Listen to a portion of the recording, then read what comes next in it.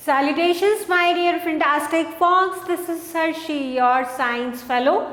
Today we are starting chapter number 11, weather and air. So weather we all know, season and weather. Season और weather में क्या difference होता है? Weather जो दिन में बहुत बार change होता है. Many times you'll feel different types of weather in a day. Like कभी तो बहुत sunny है, clear है, कभी एकदम windy हो जाएगा, कभी rainy हो जाएगा. So you'll see the changes in weather very frequently and it changes many times in a day as well. Now season क्या होता है children? Season जो कुछ months के लिए सेम रहता है, जैसे winter season starts from October or November onwards and it lasts till January. So February में फिर क्या स्टार्ट हो जाता है? स्प्रिंग सीजन स्टार्ट हो जाता है. सो कुछ मंथ्स के लिए रहता है, सेम बार मतलब बहुत जल्दी चेंजेस नहीं आते हैं. So I hope you are clear about this. Now let's discuss the topics. Aim to learn, weather पढ़ेंगे हम, एयर के बारे में पढ़ेंगे, सी एंड लैंड ब्रीज पढ़ेंगे, the sun and change in weather and season, and lastly importance of air. Weather, जैसे मैंने अभी बताया वेदर कि वेदर जो है वो बहुत बार चेंज होता है in a day. So weather is defined as the condition of air surrounding us with respect to temperature. Weather किस लिए चेंज होता है? जो हमारे आसपास जो एयर होती है और जितना टेम्परेचर होता है उसकी वजह से चेंजेस होते हैं. वो भी डिस्कस करेंगे कैसे होते हैं. विंड क्या होती है? जब एयर थोड़ा मूव कर रही होती है, मूविंग एयर जो होती है उसको विंड बोलते हैं. And rain at a particular place और टाइम. सो क्या क्या चीज़ें अफेक्ट करती हैं वेदर पर? सबसे पहले टेम्परेचर कैसा है? बहुत ज़्यादा टेम्परेचर हाई है तो बहुत सनी डे है, सन निकल रहा है. और इसके अलावा रेन इम्पैक्ट करती है, रेनी हो जाता है, एकदम से विंडी हो जाता है, राइट, एकदम से बहुत तेज़ हवा चलने लगती है. सो वेदर को क्या क्या कंडीशंस अफेक्ट करती हैं? सबसे पहले अफेक्ट करती है एयर. एयर जो उस लोकेलिटी में होती है, जो उस सराउंडिंग में एयर प्रेजेंट है वो इम्पैक्ट करती है. बिकॉज क्या होता है, वेदर चेंज होता है and you feel it is a sunny day, right, sun is shining, temperature is high and all of sudden you'll feel that wind is blowing और विंडी हो जाता है वो, राइट. जब एयर ब्लो करती है स्पीड से, थोड़ा सा स्पीड से, then it is called wind. So this is the difference between air and wind. तो विंड इम्पैक्ट करती है, टेम्परेचर इम्पैक्ट करता है उस एरिया का, उस जगह पर टेम्परेचर कैसा है, टेम्परेचर हाई है, लो है, और विंड है, रेन है, क्योंकि all of sudden rainy season, not season, weather change हो जाता है और रेनी स्टार्ट हो जाता है और फिर थोड़ी देर बाद क्या होता है, फिर से धूप निकल आती है, विंड स्टॉप हो जाती है ब्लो करना. So whether keeps changing many times in a day at a particular place और time. So it keeps on changing every day. But why does the weather keeps on changing? Who is responsible for this? The answer is these question is the sun. किसकी वजह से होता है? Sun. So main cause जो है weather changes का या season changes का वो भी sun ही है, right? So the sun is responsible for causing changes in the weather. So अब देखते हैं कैसे responsible है sun. Topic is the sun and change in weather and seasons. तो sun कैसे responsible है changes के लिए? किस में? weather में और seasons में. The sun is a source of heat and light. We all know on the earth. एक ही source है और natural source है किसका? heat and light का. All changes in the weather on the earth primarily related to the sun. Why is this so? The earth is tilted at an angle of 23.5 degrees. You should learn this. Earth tilted है हमने last chapter में जब हमने solar system पढ़ा था तो उसमें देखा था ना कि अर्थ टिल्टेड है, अपनी एक्सिस पे रोटेट करती है, बट अर्थ टिल्टेड है। और कितने डिग्रीज पर? डिग्रीज आपको पता चलेंगे जो आप मैथ्स में करोगे, एंगल्स होते हैं डिग्रीज के अकॉर्डिंग। सो 23.5 डिग्रीज लाइक थोड़ा सा टिल्टेड है। टिल्टेड का मतलब होता है थोड़ा सा एकदम सीधा नहीं है, एक थोड़ा सा टेढ़ा है, राइट। सो टिल्टेड का मतलब थोड़ा टेढ़ा होना। And rotates on its axis and revolves around the sun. तो अर्थ क्या करती है? दो मूवमेंट हमें मालूम है अर्थ के, it rotates on its axis and it revolves around the sun. And we also know this कि रोटेशन की वजह से डे एंड नाइट होते हैं, and because of the revolution क्या होता है? सीजन्स चेंज होते हैं, राइट। ये हमें पता चल गया, वी ऑल नो दिस। अब ये भी हमें पता है कि अर्थ थोड़ी टिल्टेड है। तो चिल्ड्रन सन अपने फिक्स एरिया पर है, सन मूव नहीं कर रहा है। तो सन के जब अर्थ रिवॉल्व करती है तो जितना एरिया सन के सामने आता है, टिल्टेड एरिया जो आता है, वहां पर डे होता है और बैक साइड में क्या होता है? नाइट होती है। So it is the season on earth, wait a moment, now it is this tilt which is known as angle of inclination. Angle of inclination आपसे क्वेश्चन में पूछा जाता है, what is angle of inclination and what is the value of it. So angle of inclination होता है 23.5 degrees पर जो अर्थ tilted होती है। Earth is tilted at 23.5 degrees, so this is called as angle of inclination children, ठीक है। That's cause the occurrence of seasons on the earth. इसकी वजह से क्या होता है? अर्थ पे सीजन्स होते हैं। क्यों? क्योंकि जब लेट्स से ये क्या है? ये सन है, it is fixed and this is earth, और अर्थ कैसी है? थोड़ा सा टिल्टेड है, राइट। तो जितना एरिया जो अर्थ जो टिल्टेड है तो वहां पर सनलाइट ज्यादा आएगी और ये बैक साइड पर सनलाइट कम आएगी। तो जो एरिया सन के सामने होता है, जहाँ पर डायरेक्ट इस समय लाइट जा रही है, वहाँ पर होगा समर सीजन और ऑपोजिट साइड में होगा winter season, right.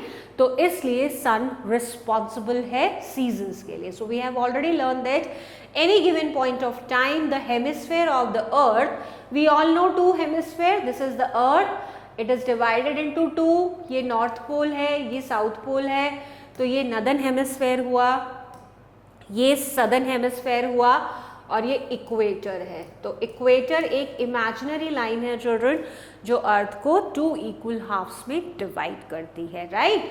So what will happen children? Let's say this is sun, right, we know this is sun, I am just drawing for you. अगर अर्थ थोड़ा सा टिल्टेड है, यानी कि I will draw one more time the tilted earth, let's say this much, right? So this is the north pole and this is the south one and this is the northern hemisphere and the southern hemisphere. तो क्या हो रहा है children? यहाँ से sunlight क्या हो रही है? नॉर्थ पे, नॉर्थ नॉर्दर्न हेमिस्फेयर पर आ रही है डायरेक्टली। तो यहाँ पर समर सीजन होगा और जो बैक साइड है वहाँ पर विंटर सीजन होगा। Getting my point, right. So इस वजह से सीजन्स होते हैं और अर्थ क्या करती है? रिवॉल्व करती रहती है सन के चारों तरफ, और इस रिवोल्यूशन की वजह से क्या होता है? ये थोड़ा थोड़ा पोजीशन चेंज होती है। फिर जब सदर्न हेमिस्फेयर पे डायरेक्ट लाइट आएगी तो वहाँ समर हो जाएगा एंड दूसरी साइड विंटर हो जाएगा। So the hemisphere of the earth which is tilted towards the sun has summer and the hemisphere that is away the sun has winter. Do you know that heat from the sun is responsible for the blowing of winds too? अब sun की heat की वजह से, sun is the source of heat and light, correct? So sun की heat की वजह से air भी blow होती है। अब वो देखते हैं कैसे blow होती है। So due to the sun's heat the air gets warmer. अब क्या होगा? जब गर्मी होती है समर्स में तो हवा कैसी होती है? गर्म होती है ना। तो हवा जो होती है वो गर्म हो जाती है और गर्म हवा हमेशा लाइट इन वेट होती है। हल्की होती है, कंपैरेटिवली जो हवा ठंडी है। ओके, तो वह वार्म एयर जो होती है वो ऊपर की साइड जाती है, ऊपर की तरफ फ्लो करती है और उसकी जगह नीचे ठंडी हवा ले लेती है। फिर से जब ठंडी हवा हीट की वजह से गर्म हो जाएगी वो फिर ऊपर चली जाएगी, फिर जो ठंडी हवा होगी वो नीचे आ जाएगी। इस तरह से ये पूरा सर्कल मूव करता है। So do you know that heat from the sun is responsible for the blowing of winds. So due to the sun's heat the air gets warmer, warm air being lighter rises up. Light होने की वजह से ऊपर उठती है the cool air in the surroundings, which is heavier, rushes to take the space vacated by the warm air. So what will happen, children, that if the air is getting warm, it is rising up in upward direction and this area is vacant. Now the cooler air would come and would take the place of warmer air. और फिर जब वो गर्म हो जाएगा फिर वो भी ऊपर चली जाएगी, फिर जो ठंडी हवा है वो फिर उसकी जगह आ जाएगी। तो ये साइकिल कंटिन्यू रहता है और इस वजह से हम बोलते हैं कि sun is responsible for blowing of air as well. The sun is also responsible for bringing rain to the earth. अब बारिश कैसे लाता है? Due to the sun's heat, the surface water that in the water bodies हैं हमारी अर्थ पे, lake, pond, reverse, सी, ocean, so heat की वजह से क्या होता है, हमने लास्ट चैप्टर में सॉलिड, लिक्विड एंड गैस पढ़ा था, मैटर पढ़ा था। तो तीनों फॉर्म्स क्या होती हैं? मैटर होती हैं। तो वाटर तीनों स्टेट्स में अवेलेबल है अर्थ पर, liquid, solid and gaseous form में। तो क्या होगा कि जब सन हीट आएगी यानी जब सन शाइन करेगा, उसकी रेज वाटर पर आएंगी, वाटर बॉडीज पर, तो वो पानी क्या होगा? करेक्ट, वो पानी वार्म हो जाएगा। अब ज़्यादा गर्म हो जाएगा तो क्या होगा? वाटर वेपर्स बनने लगेंगे, राइट। और वेपर्स जब बनेंगे यानी वो हल्की हवा होती है और वो कहाँ चले जाएगी? ऊपर। वेपर्स कहाँ जाते हैं? ऊपर, क्योंकि वो गर्म होते हैं। So river and other water bodies evaporate from the water vapour as the water vapour rises up with the warm air it cools down. और जैसे जैसे ये वेपर्स होते हैं ये ऊपर जाएंगे, ऊपर की तरफ, तो ये क्या होंगे? धीरे धीरे ठंडे होते जाएंगे। तो जब ठंडे हो जाएंगे तो क्या होगा? वाटर ड्रॉपलेट्स में चेंज हो जाएंगे। किस में चेंज हो जाएंगे? वाटर ड्रॉपलेट्स में। और कंडेंसेशन बोलते हैं इसको। सो कंडेंस हो जाती है वेपर्स एंड वाटर ड्रॉपलेट्स में चेंज हो जाते हैं। These water droplets collect together, ये इकट्ठी होती रहती है, इकट्ठी होती रहती है और क्या बना देती है? क्लाउड्स बना देती है। और फिर क्लाउड्स जब रेन करते हैं यानी बारिश आती है उसको हम बोलते हैं प्रेसिपिटेशन, राइट। तो ये होता है प्रॉपर साइकिल। पहले ये वेपोराइजेशन होता है, फिर कंडेंसेशन होता है एंड उसके बाद प्रेसिपिटेशन होता है। तो बारिश जब आती है तो वो होता है precipitation. So tiny droplets keep combining to form bigger water droplets. अब वो जो droplets कंडेंसेशन हो रहा है, जो वेपर्स ऊपर जा रहे हैं और वो धीरे धीरे ठंडे हो रहे हैं, कंडेंस हो रहे हैं, तो क्या हो रहे हैं? वो ड्रॉपलेट्स में चेंज हो रहे हैं। और ऐसा तो नहीं कि छोटे छोटे क्लाउड्स होते हैं, तो बहुत सारे ड्रॉपलेट्स इकट्ठे होते जाते हैं, एक्यूमुलेट होते जाते हैं, keep on accumulating and then it forms a bigger cloud. अब वो क्लाउड अगर और ज़्यादा ड्रॉपलेट्स को होल्ड नहीं कर पाता, then this cloud precipitates, right? So the precipitate and fall down in the form of rain on the earth when it is extremely cold. जब बहुत ज़्यादा ठंडी होती है, टेम्परेचर बहुत डाउन होता है, तो ये ड्रॉपलेट्स में चेंज होने की जगह किस में चेंज हो जाता है? वाटर वेपर्स चेंज हो जाती है स्नो में, तभी स्नोफॉल होता है।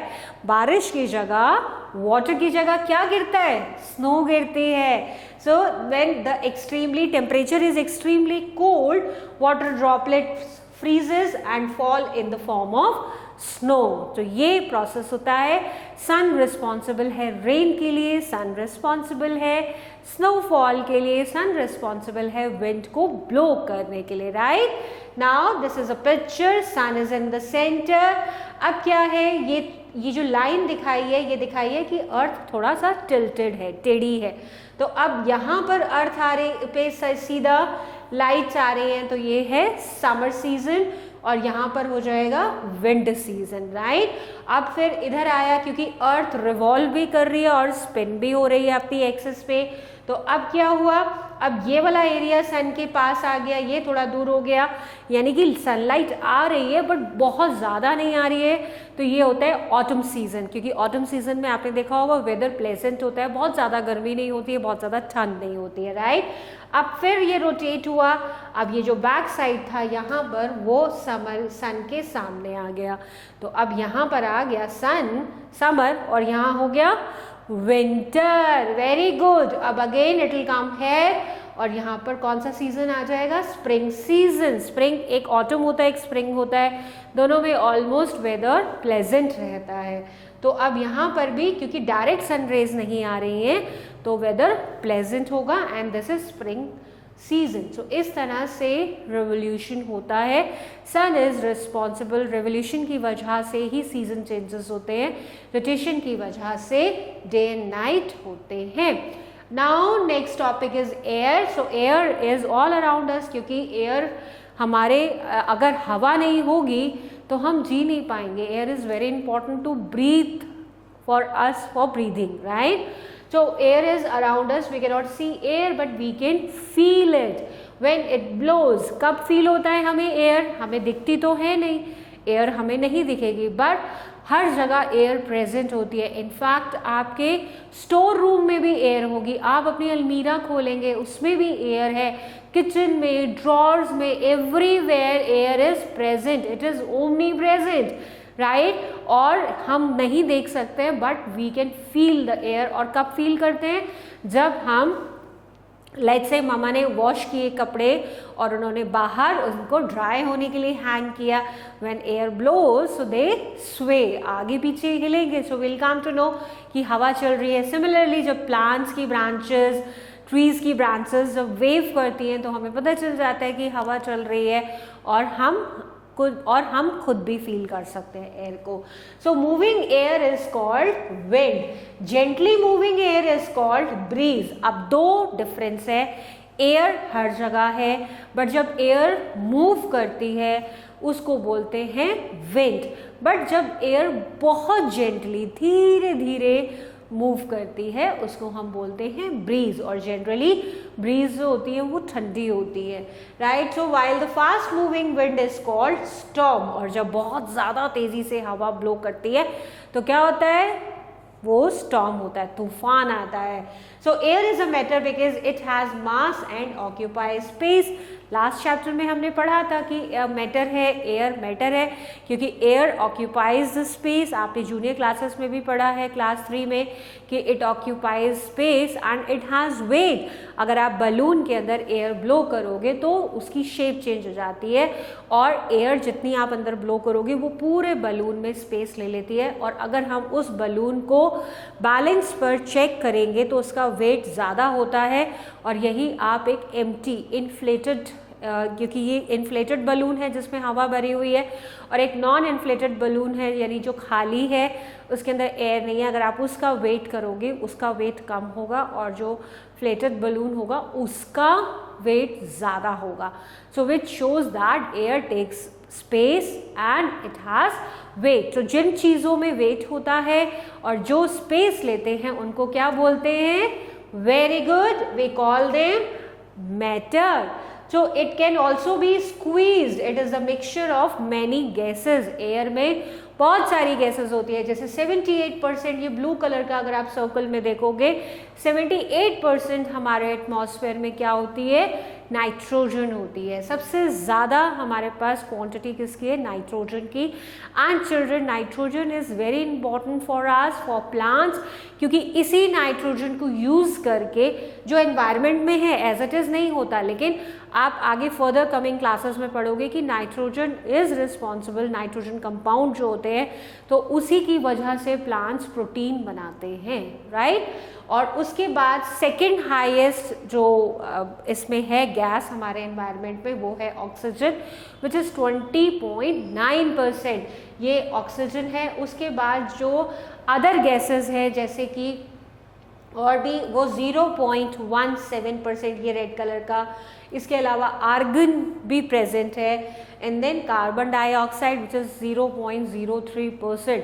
बहुत कम लग रहा होगा ना आपको, but this is ideal situation. लेकिन आजकल क्या हो रहा है, क्योंकि एयर पोल्यूशन बहुत हो रहा है तो carbon dioxide green house gas है तो अब उसका परसेंटेज बहुत ज़्यादा बढ़ता जा रहा है, right.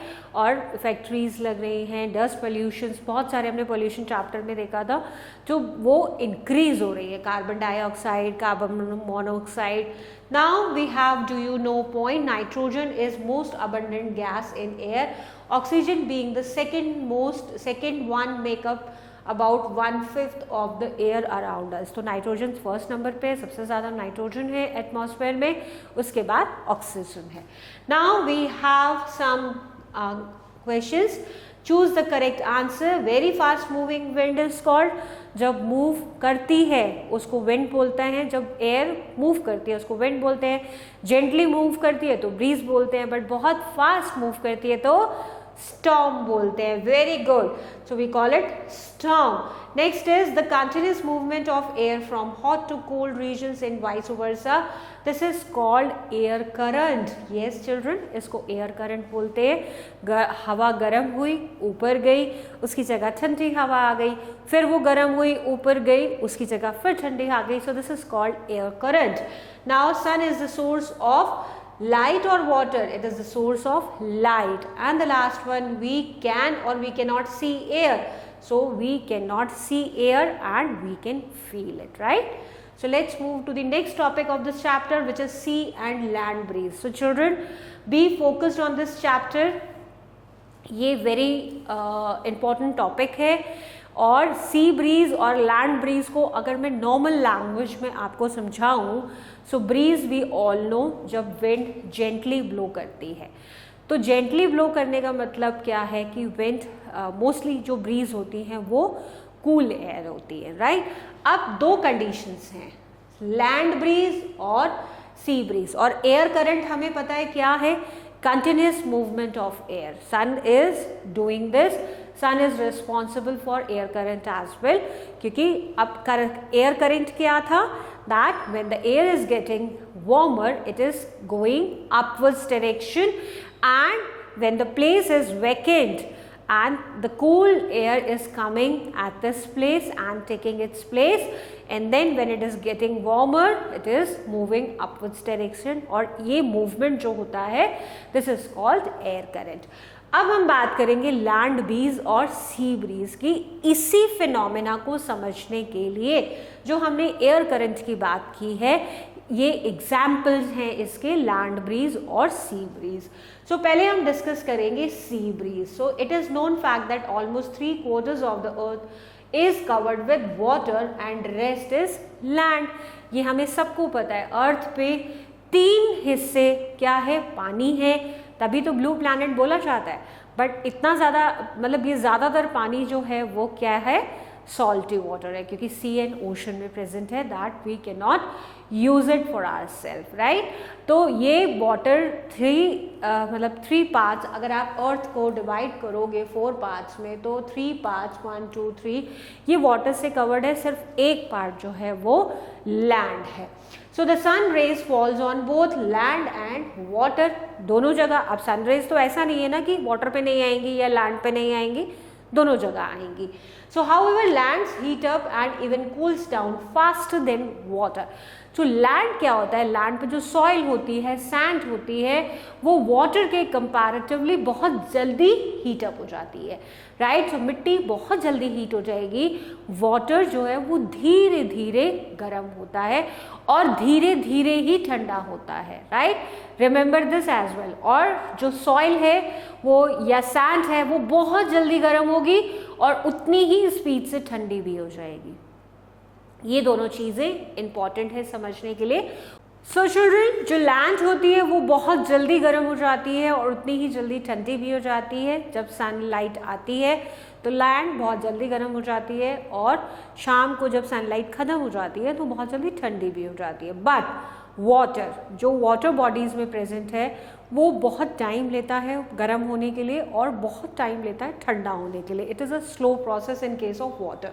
So during daytime the land gets heated up faster than the sea. The air above the land is warmer than the air above the sea. अब children, अगर land गर्म है तो जो land के ऊपर की air होगी वो गर्म ही तो होगी ना। लैंड अगर बहुत जल्दी सन रेज आ रही हैं, फॉल कर रही हैं लैंड पर, तो बहुत जल्दी गर्म हो जाएगी, तो जो लैंड के ऊपर की एयर है वो भी गर्म होगी। बट वाटर क्योंकि धीरे धीरे गर्म होता है तो सी के ऊपर का जो वाटर है, या सॉरी वाटर के ऊपर की जो एयर है वो भी ठंडी होगी। तो अब क्या होगा, then warm air being lighter rises up. अब लैंड गर्म है, लैंड के ऊपर की हवा भी गर्म है। अब गर्म हवा कैसी होती है, लाइट होती है और इट राइजेस अप। अब क्या होगा, अब साथ में जो सी है, सी में पानी ठंडा है, पानी ठंडा होने की वजह से सी के ऊपर जो एयर है वो भी ठंडी है। तो अब क्या होगा, जो गर्म हवा है वो ऊपर जाएगी और उसकी जगह जो ठंडी हवा है वो यहाँ आ जाएगी, राइट। अब क्या होगा, फिर जब ये हवा गर्म हो जाएगी ये फिर से ऊपर जाएगी और फिर से ठंडी हवा इधर आ जाएगी।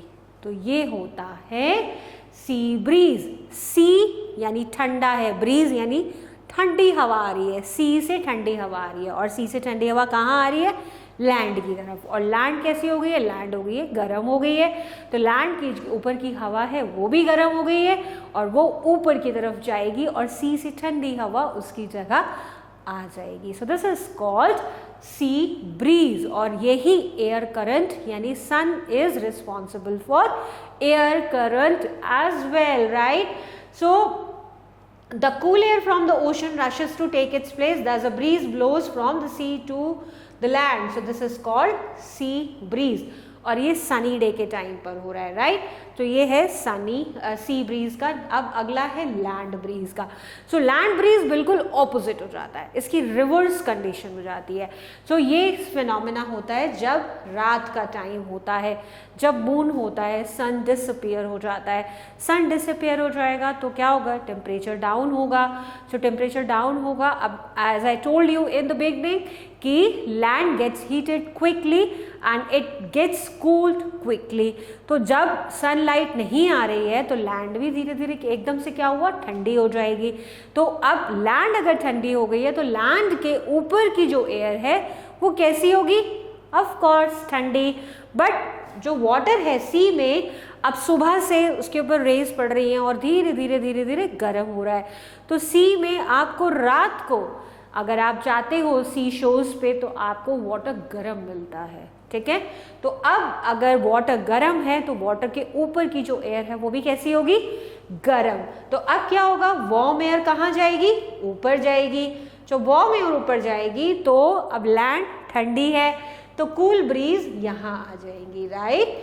अब रिवर्स कंडीशन चलेगी और फिर एयर करंट फ्लो होगा। तो इसको बोलते हैं land breeze, which shows that land is what, it is cool. Land कैसी है, कूल है और एयर भी कोल्ड है। So now we have some importance of air. क्या क्या इंपॉर्टेंस है एयर की, जो हमें ब्रीथ करने के लिए चाहिए, वी ऑल नो, और हम बिना एयर के सरवाइव नहीं कर सकते हैं। इसके अलावा air is needed to burn things, जलाने के लिए। अगर किसी चीज़ को हम बर्न कर रहे हैं और वहाँ एयर नहीं है तो वो चीज़ बर्न नहीं होगी। तो एयर बर्निंग के लिए भी ज़रूरी है। And the third is air is responsible for rain. There will be no rain without air. अगर एयर करंट नहीं होगा तो क्या होगा, एयर करंट नहीं होगा यानी एयर वार्म अप नहीं हो रही है, वार्म अप नहीं हो रही है यानी वेपराइजेशन नहीं हो रहा है वाटर का। तो एयर करंट नहीं होगा तो रेन भी नहीं होगी। So let's revise the summary points here. Our earth is surrounded by a layer of air which is called atmosphere. तो इसको एटमॉस्फेयर बोलते हैं। हमारी अर्थ राउंड इन शेप है, अर्थ के चारों तरफ एटमॉस्फेयर की लेयर है। और हमने लास्ट जब सोलर सिस्टम किया था चिल्ड्रन, तो हमने ये किया था कि लाइफ पॉसिबल है बिकॉज ऑफ द एटमॉस्फेयर, क्योंकि एटमॉस्फेयर प्रेजेंट है अर्थ में, मून पर कोई एटमॉस्फेयर नहीं है, तो अर्थ पे एटमॉस्फेयर प्रेजेंट है जिसकी वजह से लाइफ पॉसिबल है। और एटमॉस्फेयर क्या होता है? Atmosphere is the mixture of gases. क्या है? Mixture of gases, carbon dioxide, carbon monoxide, argon, nitrogen, oxygen, बहुत सारी गैसेस मिक्स्ड होती है, राइट। और ये बिल्कुल अर्थ को सराउंड करके रखती है, अर्थ के चारों तरफ ऐसे अर्थ को कवर करके रखती है, ठीक है। सो इसको एटमॉस्फेयर बोलते हैं। Air has mass and occupies space, क्योंकि वो मैटर की प्रॉपर्टी होती है, that is why air is matter. The sea breeze blows from sea towards the land during the day. So दिन में अगर आप सी शोर पे जाओगे तो आपको वहाँ ठंडी हवा मिलेगी, राइट। भले ही आप 11-12 बजे भी जाओ, 1 बजे भी जाओ, आपको हवा ठंडी मिलेगी। लेकिन जैसे जैसे जैसे जैसे रात होती जाएगी, शाम होती जाएगी, तो पानी गर्म होता जाएगा और शाम के टाइम आपको गर्म हवा मिलेगी वहाँ पर। Next is the land breeze flows from land towards the sea at night. Weather is the state of atmosphere at a place at a particular time with respect to the temperature, rain and wind. Atmosphere weather जो है वो किस पर depend करता है? Atmosphere पे। और क्या क्या फैक्टर्स हमने डिस्कस किए थे? रेन, टेम्परेचर, विंड, ये सब डिस्कस किया था। Then next is the sun is responsible for causing changes in weather condition. Sun क्या है? वेदर कंडीशंस को चेंज करता है। सन एयर करंट के लिए भी रिस्पॉन्सिबल है, सन सीजन के लिए भी रिस्पॉन्सिबल है, सन डे एंड नाइट के लिए भी रिस्पॉन्सिबल है। तो मैक्सिमम चीज़ों के लिए रिस्पॉन्सिबल सन ही है। Now let's do the exercises. Take the correct answer. When our air is moving the gentle speed, this is important children. Air is moving at gentle speed, तो इसको क्या बोलेंगे? इसको हम बोलेंगे breeze. Absolutely correct. Next is this is responsible for bringing rain to earth. कौन responsible है? Sun responsible है। Sea breeze occur during, sea breeze कब आती है? सी ब्रीज होंगी यानी हवा से सी से ठंडी हवा आ रही है, और वो कब आएगी? जब वाटर ठंडा होगा। और वाटर ठंडा कब होता है? दिन के टाइम, क्योंकि रात को जब रात तक पानी जब गर्म हो जाता है और पूरी रात जब सन नहीं होता है तो धीरे धीरे धीरे धीरे धीरे वाटर कूल होने लगता है, और फिर इस वजह से मॉर्निंग टाइम से फिर वो कूल रहता है। तो बात हो रही है सी ब्रीज की, यानी वाटर से सी से ठंडी हवा आ रही है, और ये कब होती है? During day time, right? So without air we cannot survive, we cannot see air, right children? Now we have fill in the blanks. So children, first fill up is changes in weather are caused primarily by the sun. Next is the sun is the source of heat and light on the earth. Third one, very fast moving wind, this is called storm. During the daytime the land gets heated up more than the sea, and air is mixture of many gases. Next question is children, write true and false for the statements, given statements. First statement, wind flows due to the moon. क्या wind जो है वो flow करती है moon की वजह से? So this is false, sun की वजह से. Season changes due to the sun. Yes, true. Next is many gases are present in the air. Yes, correct. And gentle moving air is called breeze. Absolutely correct. Now we have matched the following. First is wind. So wind is moving air. Then land breeze. Land breeze means the breeze that blows from land towards the sea. इसको land breeze बोलते हैं. And then sea breeze. Sea breeze blows from sea towards the land. Weather is keep on changing, and nitrogen, most abundant gas in the air, right children? Now we have reached the end and hope you have enjoyed the session. We will meet in the next class. Bye kids.